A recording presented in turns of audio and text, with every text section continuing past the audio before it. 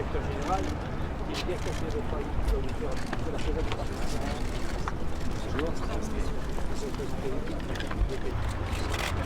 On a du travail. Et vous sentez On n'hésite pas à nous interpeller, c'est beaucoup plus prochain agent.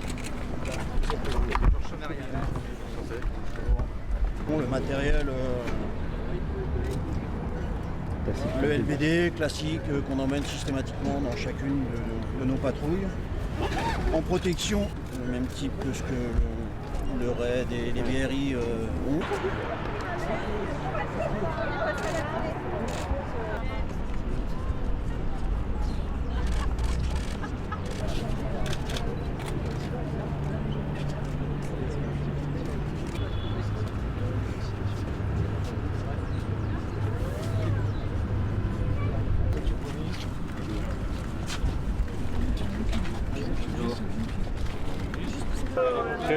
Bonjour, comment ça va? On peut aller les voir là.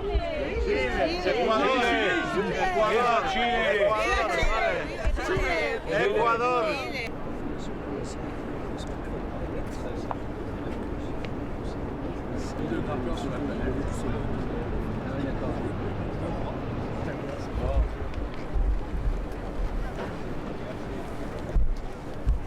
Je sais que le fait que l'état d'urgence soit venu à son terme et que nous soyons aujourd'hui dans une situation qui n'est plus marquée par celle de l'état d'urgence conduit un certain nombre de concitoyens à redouter que l'intensité de l'effort que nous livrons au service de la sécurité puisse baisser. Il n'en est rien.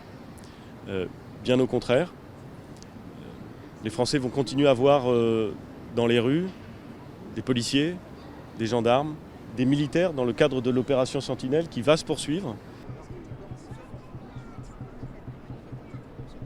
La sécurité, ça n'est pas seulement l'affaire des forces de l'ordre. Ça n'est pas seulement l'affaire de la police et de la gendarmerie, ça n'est pas seulement l'affaire des militaires, c'est l'affaire de tous. Si nous voulons faire en sorte d'apporter une réponse calme mais efficace à cette menace permanente, il faut bien entendu la mobilisation des forces de l'ordre, il faut bien entendu des moyens juridiques, mais il faut une vigilance de l'ensemble de la société.